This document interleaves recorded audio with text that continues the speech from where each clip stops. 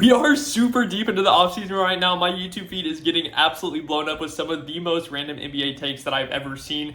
So I'm hoping to kind of give you guys a little refresh here and bring you my award predictions here for the 2026-2027 season. I think this will be fun to look back on, and I do have some of mine written down over here. I'm not going off the head here. Let's go ahead and get started. I'm going to start here with Rookie of the Year, and the reason I say that is because I think this is going to be one of the most exciting races here across the league. So for me, there's 4 real contenders for it. It's going to be Cam Boozer, Darren Peterson, AJ Dybantsa, and Caleb Wilson. And, you know, I've kind of watched a lot of videos about this that are starting to come out, and I see a lot of people taking Cameron Boozer, which I think he is a great pick and he has a real chance of winning it.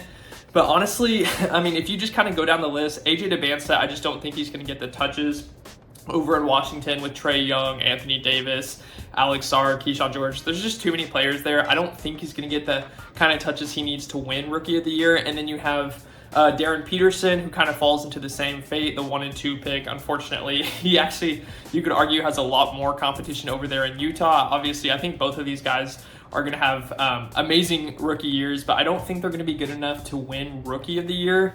And that kind of brings you down to Cam Boozer and Caleb Wilson, which, if you can kind of see where I'm going with this, I am going to take Caleb Wilson as my Rookie of the Year.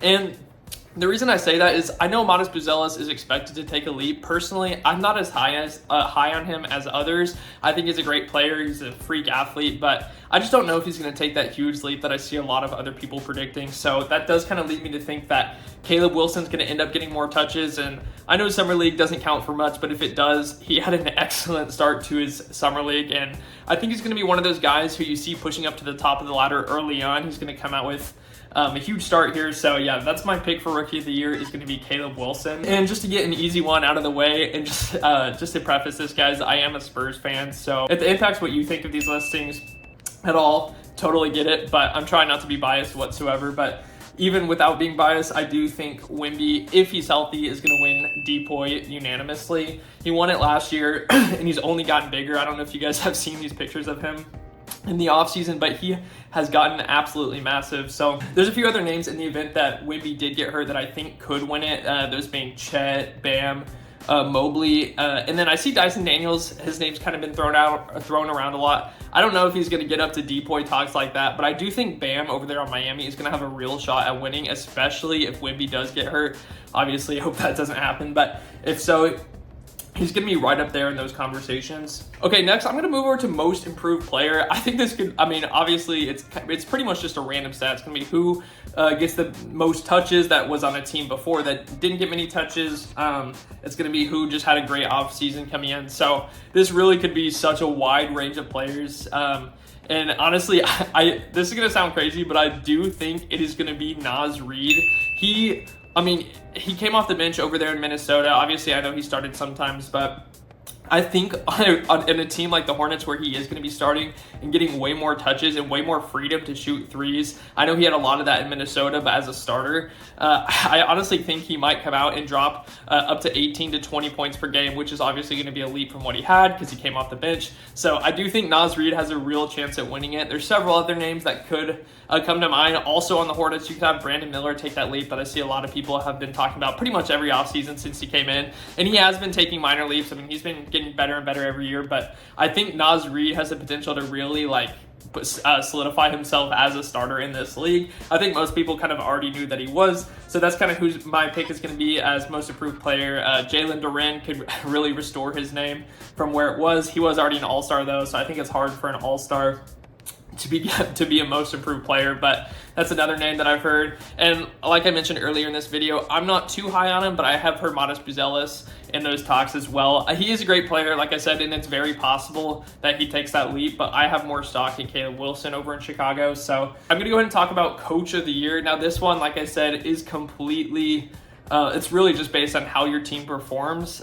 There's a few names that are kind of in that conversation every year. Erik Spoelstra over in Miami, which now I think if he comes out and they really do solidify themselves as a top 2-3 seed, he has a chance of winning it in Miami. I just don't know if that's going to happen though. I mean, they just do not have the depth. At the time that I'm recording this, they did just get Klay Thompson, so that could push them up a little bit, but I just don't know if they're going to have the depth to secure a top 3 seed over in a super stacked East. So I'm kind of leaning, this is going to sound so biased. I don't know if I'm going to say it. I honestly think Mitch Johnson could win it if he comes out and secures the 1 seed in the West. He started to get his flowers this season, bringing us up to the 2 seed from like, I don't even know what we were the season before, like the 11th or something crazy. So I think Mitch Johnson could win it. Obviously, Joe Mazzulla is always in those talks, especially after the trade that went down.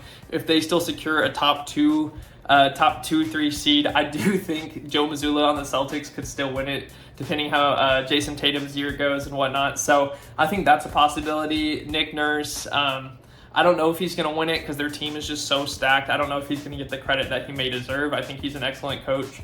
And then Mike Brown, I mean, if they come out and win the 1 seed after the East literally just got so much harder this offseason, I do think the Knicks are going to be in those talks. I think Mike Brown could win it. So I honestly think, I think that's maybe what happened. I think I'm going to take Mike Brown as my pick for Coach of the Year. So far we have Mike Brown at Coach of the Year. We have Naz Reid as Most Improved Player. We have our Rookie of the Year as Caleb Wilson. So those are our first 3 picks. And moving on, let's go on the Clutch Player of the Year. Now this one, I think it's hard because it literally just can be so many different players. I think Shea is the obvious one that comes to mind. Jalen Brunson as well. But I'm going to go in a little bit of a different direction because I think this team that this player's on is going to he's going to have to really be clutch for them to win the amount of games that they're hoping for. And, I just don't know how good this roster is that they built around him. And I'm going to go with Luka Doncic. And the reason that I say that is because, I mean, he's already proven he's super clutch. But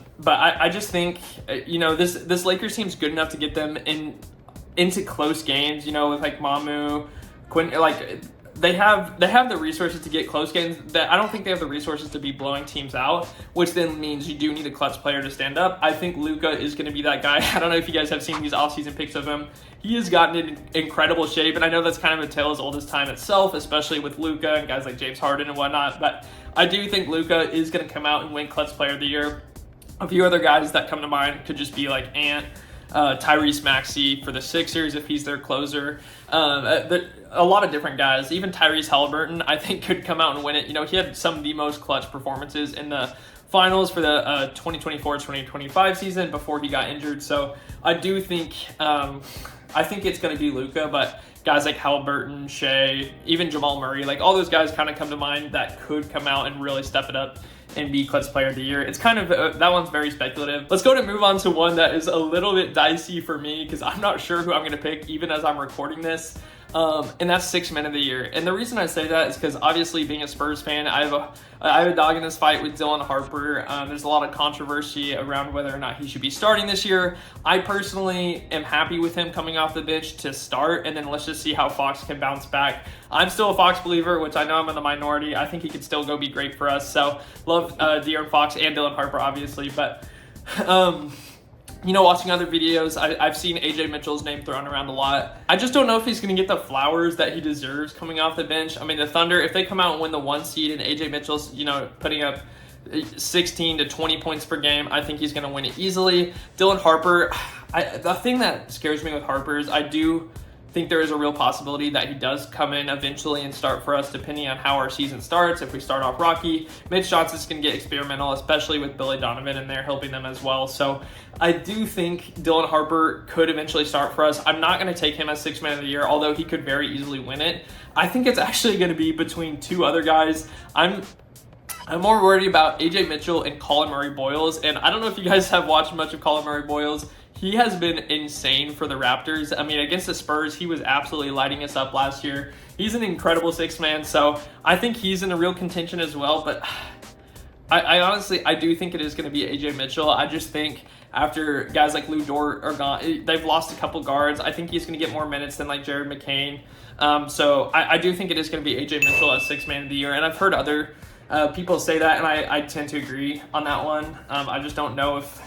I mean, Harper could, like I said, Harper could very easily win it, depending on what our roster structure looks like. But I do think it is going to be AJ Mitchell from the Oklahoma City Thunder. I'm going to start with Finals MVP and then go into MVP next. So for Finals MVP, it is just so speculative. I really want to say Wemby because if the Spurs get in the finals, I don't think they're going to lose like they did this previous year. They've added a little more size this offseason with Tobias Harris.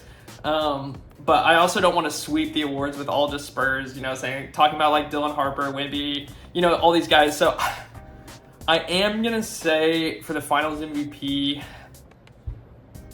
I'm in my head, I'm thinking either Jaylen Brown, Tyrese Maxey.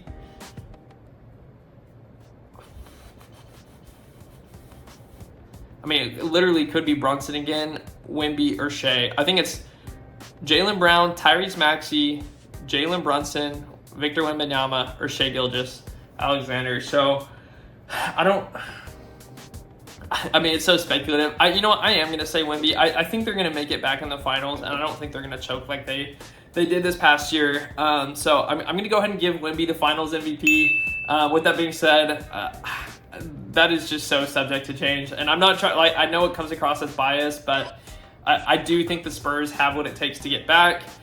Just looking at the West, I think they're most equipped to get back. I think the Thunder are going to be really good this season and could very easily be back in the finals like they were the prior couple years. But I do think we are. I think we're going to make it back. I think we're going to win. And so I am going to take Wemby as a finals MVP. And that one's hard for me to say because I don't want to kick off this channel coming across as super biased. But that is just, I think there is a high probability of that happening. So that kind of leads us to the MVP award. There's only a few people who are realistically in contest for it. And Wemby's obviously one, Shai's one, Jokic is one. And then there's a couple other outliers. If Ant takes a huge leap, I would say Ant and Luka are like the two outliers. And then one other guy who I've heard mentioned, which I guess I agree with, is Jason Tatum, depending on what sort of opportunities Joe Mazzulla gives him, kind of with the scoring gap that Jaylen Brown leaving is going to cause. So if he takes a huge leap and he fills that gap adequately, he could very well be in these MVP talks as well. Now, I've seen a lot of people taking Wemby as the MVP, and I think it could be his year, but I honestly think, and this is going against all tides because their roster has just gotten perpetually worse, but as a result of them getting worse means he will be carrying a heavier load. So I am going to take Nikola Jokic. I think Shai could easily win it as well. I mean, he's still in his prime right now. He's playing incredible. I just think voter fatigue tends to kick in around the third year for these types of players. Giannis didn't get his third. And neither did Embiid. So I'm going to take Jokic, and I know he's won his MVPs before, but I think Jokic, I think he's going to have a really good season. It's kind of a scary situation because if this is the case and they bomb out in the playoffs and he's having MVP seasons and he's up for a contract extension, I don't even want to say it, but there is a world where I could see him walking away from the Nuggets. I know a lot of people speculate that he doesn't care that much about basketball. He's content in Denver, but ultimately, if you're playing the sport, you want to win. So, especially for a guy like him who's won MVPs, won championships, or won a championship. But yeah, I'm gonna take Nikola Jokic as a regular season MVP, and for those reasons, I think Wemby, I just don't know if he's gonna have the points per game leap that people will be looking for.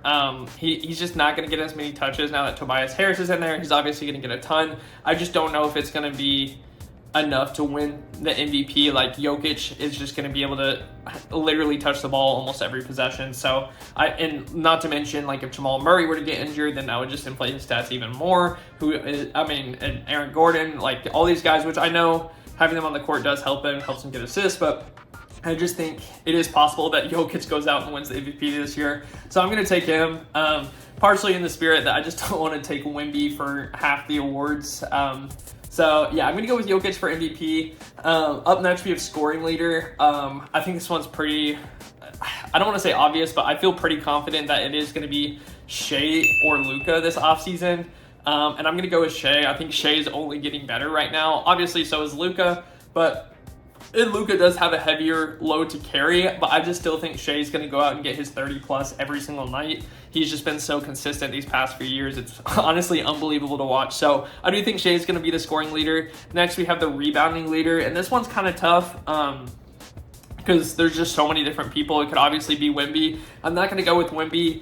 Part of me honestly wants to say Jokic for this one as well, because he is going to be on an MVP campaign, and I think having a huge rebound stat for that could push him over the edge. So I'm going to go with Jokic for the rebounding leader and assist leader, which just sounds crazy, but I think if he is going to win MVP, it's because he is leading in a bunch of these stats. He's carrying such a heavy load. So I'm going to take Jokic for MVP, rebounding, and assist leader. And next, that kind of leaves us with the steals leader. Now, the steals leader, I don't